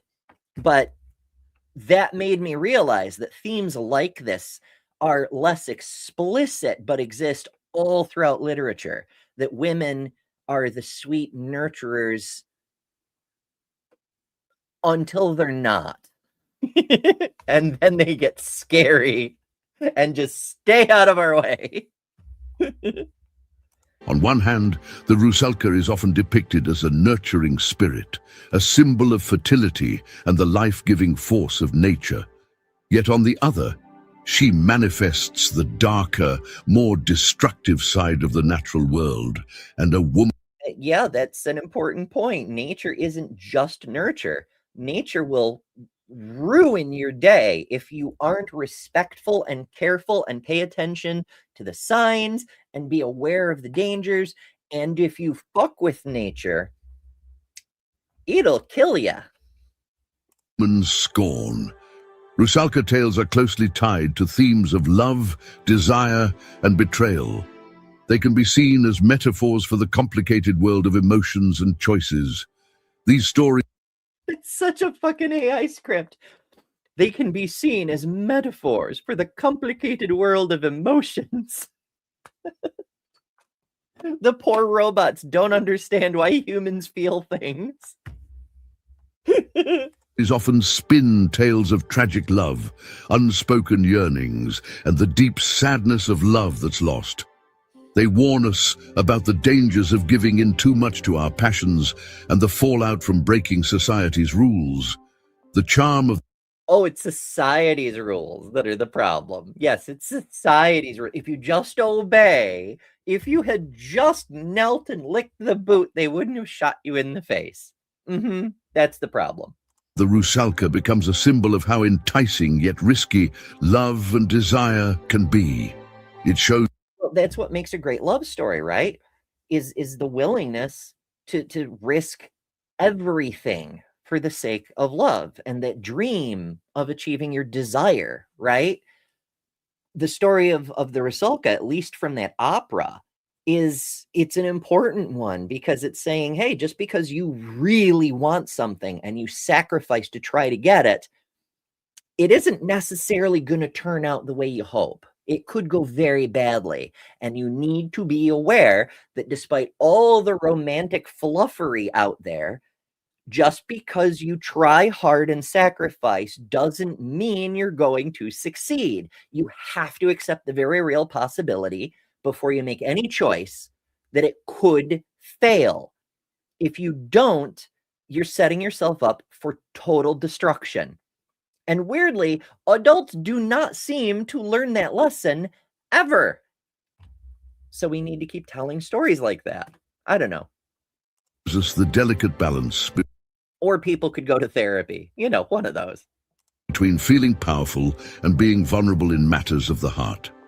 Lastly, the Rusalka myth is a powerful allegory for our relationship with nature, depicted as both alluring and perilous. Well, that's not really a new thought. That's kind of been the thought the entire time. Like all the nature beings are representative of the relationship between humanity and nature to some extent, because that's how metaphors work. Rusalka's reminds us of nature's. Also, what the fuck is up with these creatures? Like, I see like the birds and things emerging from the water, and that's very cool. But what are these monstrosities in the forest? Like, we got something that looks sort of like a centaur. We've got like a horse thing whose head is made out of hay or vines or something. And then we've got this thing here that's like just a neck with one antler. That's a little trippy. Dual aspects, its captivating beauty and inherent dangers, underscoring the need for respect and balance in our environmental interactions. So the next time you're walking by a body of water at night, if you hear a sweet voice calling to you, run. Did you know that human bodies are mostly water? So like when you're near a human, you are near a body of water with extra goodies, you might say. Watch one of the next videos to learn more about the mysteries of myth. Okay, so there's more. I'm sure there's more fascinating mythology, and I'm sure some of what was in there was even accurate, perhaps. But I'm glad we got to do it together, so we could cover like some of the areas where it diverge or where there's additional notes and things. We've got a few more minutes until it's time to go for today. We are in fact in overtime already, but I'm trying to like get us to Lil's show sort of deal. I wonder if she's gonna wear the mermaid thing on politicality. That could be. She might, because changing is hard, but she also technically does have time to change. Place your bets now. Will Mermaid Lil appear on politicality in a moment? And for anybody watching in the future, what I'm referring to is Lil, who is just here, has her own channel called Lilable Trades. And on Thursdays at 1 p.m. Eastern, or 1300 if you use a normal clock, she does a show with Joe the Kentucky Atheist about the current state of politics. And today they're having a special guest over, Lil's boyfriend.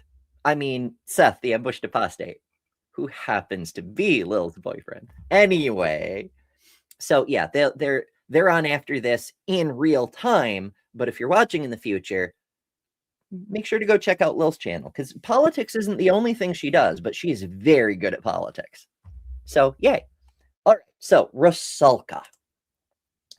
The Internet Encyclopedia has much data for us. This is an 1871 painting that's titled Rusalki, but the English translation is The Mermaids. And you'll notice none of them are in the water. How curious. What's going on with that? So in Slavic folklore, the Rusalka or Rusalki, there's a bunch of different pronunciations, is a female entity, often malicious toward mankind and frequently associated with water. It's interesting that it says frequently and not exclusively, but okay. It has counterparts in other parts of Europe, such as the French Melusine and the Germanic Nixie. Watch out for those Nixies. They'll bite you. Folklorists have proposed a variety of origins for the entity, including that they may originally stem from Slavic paganism, where they may have been seen as benevolent spirits. But there's a citation. Rusalki appear in a variety of media in modern pop culture, particularly in Slavic language-speaking countries, where they frequently resemble the concept of the mermaid. So they are kind of related. The undead murder mermaid sort of thing, it crosses over. It does kind of check out. In northern Russia, the Rusalka are also known by various names, such as Vadianitsa. I'm probably somewhat close. Or water maiden, she from the water. And there's a bunch of other things like bather, but also joker, jester, prankster. Tickler, or she who tickles. That's in reference to that one specific tale about the tickle thing. Tommy says mermaider. Yes, that's exactly how that works. Yes. Let's see. These names were more common until the 20th century, and the word Rusalka was perceived by many people as bookish or scholarly. That's interesting. The term Rusalka derives from Rusalia, which I also mispronounced, I'm quite sure, which entered the Slavic languages via Byzantine Greek, Rusalia, or the Latin Rosalia, as a name for Pentecost and the days adjacent to it. Now, Pentecost, for those of you who aren't Christy folks, it's a Christian holiday that takes place on the 49th day after Easter. For some reason, it commemorates the descent of the Holy Spirit upon the apostles of the Jesus, the Mary, and the other followers of Christ while they were in Jerusalem celebrating the Feast of Weeks as described in Acts of the Apostles. It's interesting that the first Christians celebrated the Feast of Weeks because that's one of the holy holidays commanded by Yahweh directly, and yet modern Christians don't. So, like, Jesus and his followers were like, you need to keep this holy day holy, but modern Christians are like, nah. Makes you wonder about the validity of modern Christianity, but never mind. Anyway, that's Pentecost, Feast of Weeks, Holy Spirit appears, stuff like that. Long-standing, likely pre-Christian annual traditions resulted in that time of year being associated with spirits, which were subsequently named for the holiday. So that's an interesting idea. Is this concept of the Feast of Weeks itself, or the Pentecost, which is just the Christian over-labeling of a pre-existing holiday, just like Easter/Passover, was it because of the spirits? Was this another layer on top of something even deeper? The nature spirits. Could be. According to Vladimir Prop, the original Rusalka was an appellation used by pagan Slavic people who linked themselves with fertility. It's always the primitive pagans are all about fertility, but like, yeah, like that's what it means to live in an agricultural civilization. Everything is about fertility.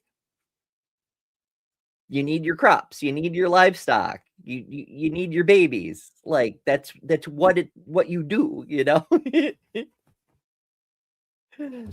Oh my goodness. It is weird referring to an agricultural civilization as primitive though, because like we're not talking Stone Age kind of, you know what? It's not important. In 19th century versions, a Rusalka was a unquiet, dangerous being who is no longer alive, associated with the unclean spirit, as opposed to a person who lives in the water and is constantly bathing. Never mind. Different kind of unclean. English translations of the Bible, unclean spirit, is a common rendering of the Greek pneuma akarton, perhaps, which is a single occurrence in the Septuagint, which translates Hebrew, which I really can't pronounce. There's different levels of understanding here. Like in the older understandings, spirit didn't mean like some supernatural thing about a living being. It was the breath. The difference between being alive and being a corpse was the breath. So the breath was the holy thing. That was the spirit. That's the animating force expressed in a physical way you can detect. If you had an unclean spirit, it didn't mean there was a stain upon your soul. It meant there was disease in your breath. You could spread plague or illness, or it just smelled bad because it was before germ theory and miasma was a thing, you know?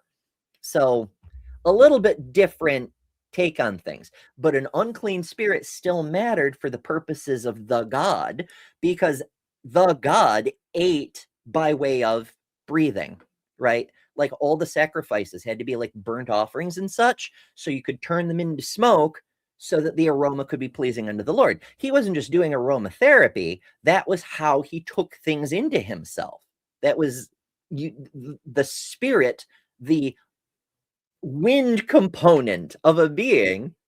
That's how you interact with the divine, or at least that specific divine being. So when you die, they say God took your spirit. He takes the breath. He takes the life out of you, your ability to breathe. These are all related things, and he draws it into himself. You have become his food. What a fucking crazy cult. It's no wonder the ideas of what these things mean have mutated over the years to mask what they actually literally say.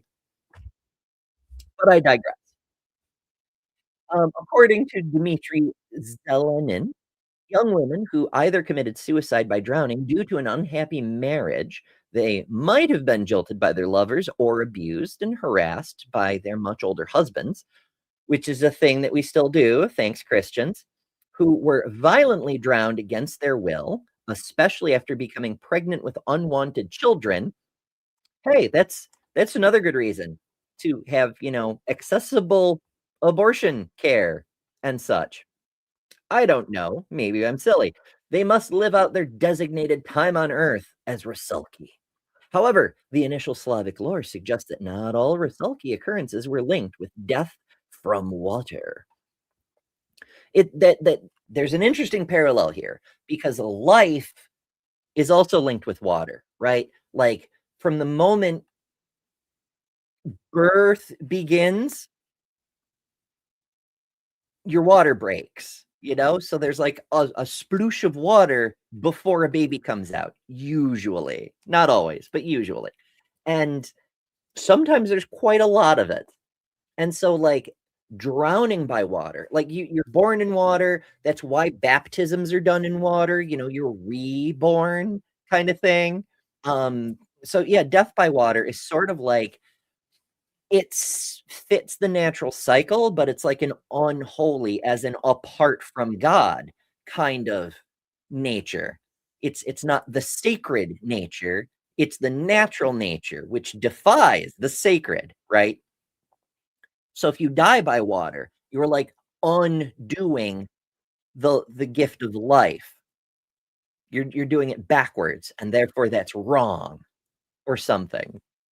Ideally, funeral pyres would be the way to go. That'd be the most holy thing, because then you'd get turned into smoke and would become an aroma pleasing unto the Lord, or something like that. Anyway, they must live out their time on Earth. Right. They're not linked with death from water. Okay.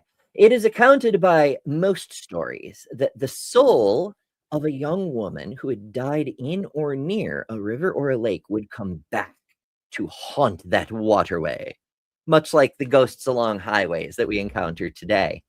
Little Red Pony asks, are mermaid boobies good to look at?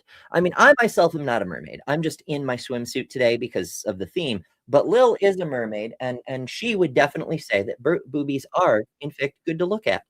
It's true. Because, I mean, look at this cute little fellow. Look at that. Slightly murdery, but delightfully adorable. And believe me, so soft. I love to grab my boobie. It's soothing, Who doesn't grab a boobie? It's a whole thing. Oh, goodness. All right, so there's variations. I'm going to skip over that because we are getting very close to the end now. When we have to, kick everybody out to go over to Lil's show. Region-specific stuff. Rusalka Week. This is a fun one.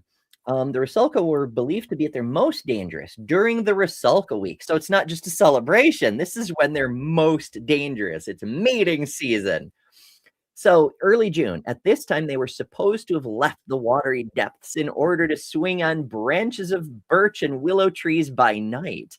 Swimming during this week was strictly forbidden lest mermaids drag a swimmer down to the riverbed.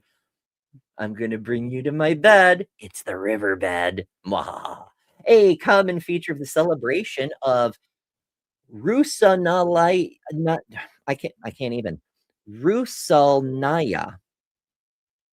close enough, was that the ritual banishment or burial of the Rusalki at the end of the week, which remained as entertainment in Russia, Belarus, and Ukraine until the 1930s.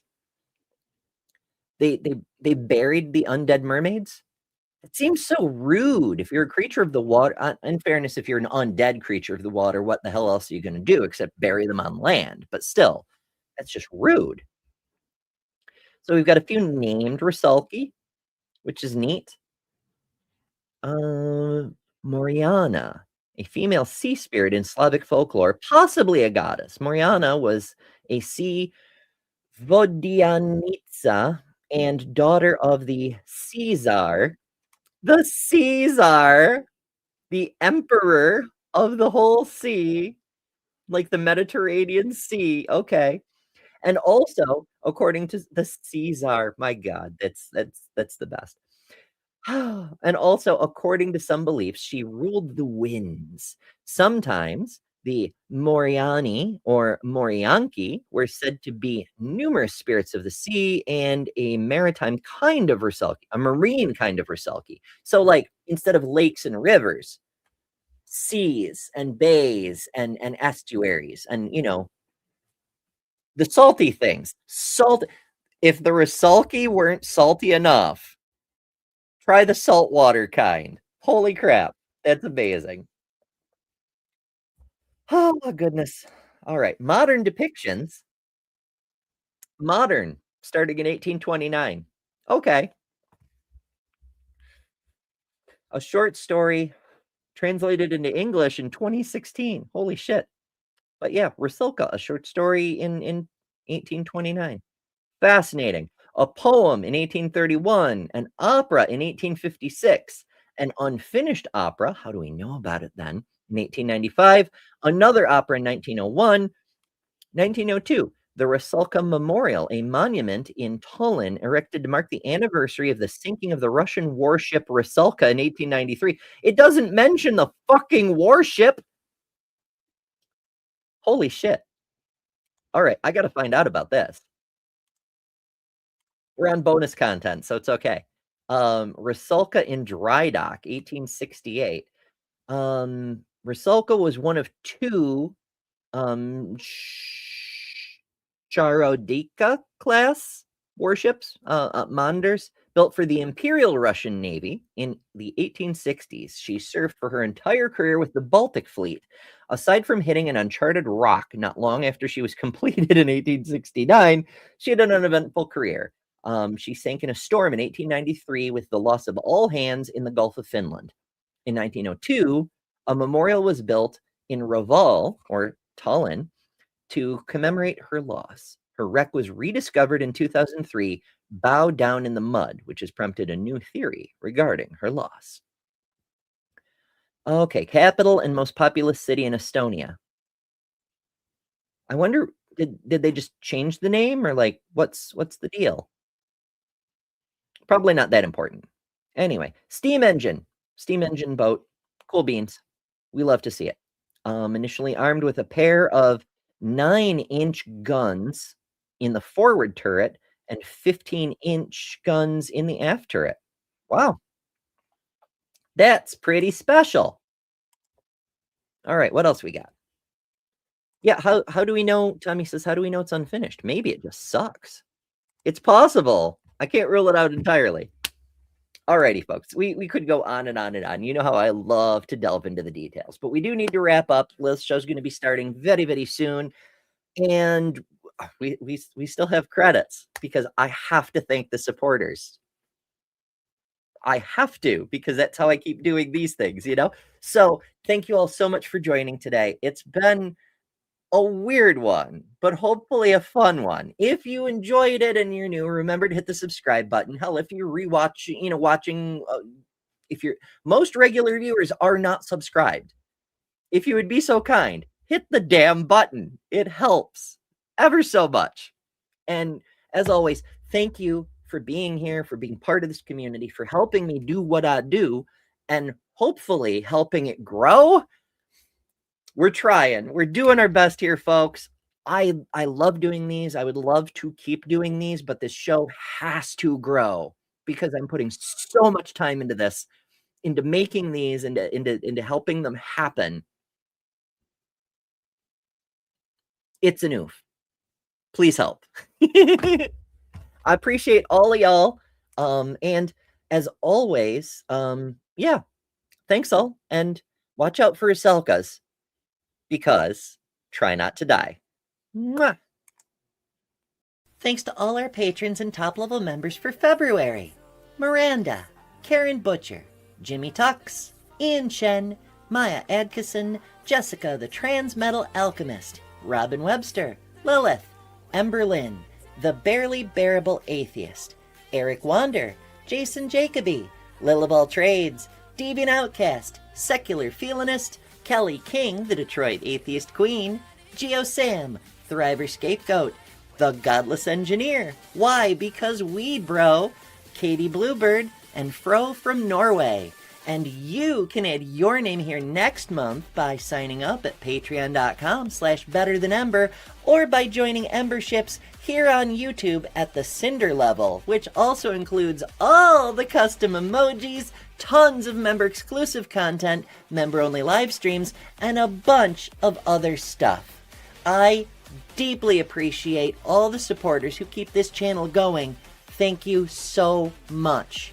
Because of you, we're building a wonderful community that I'm very proud of.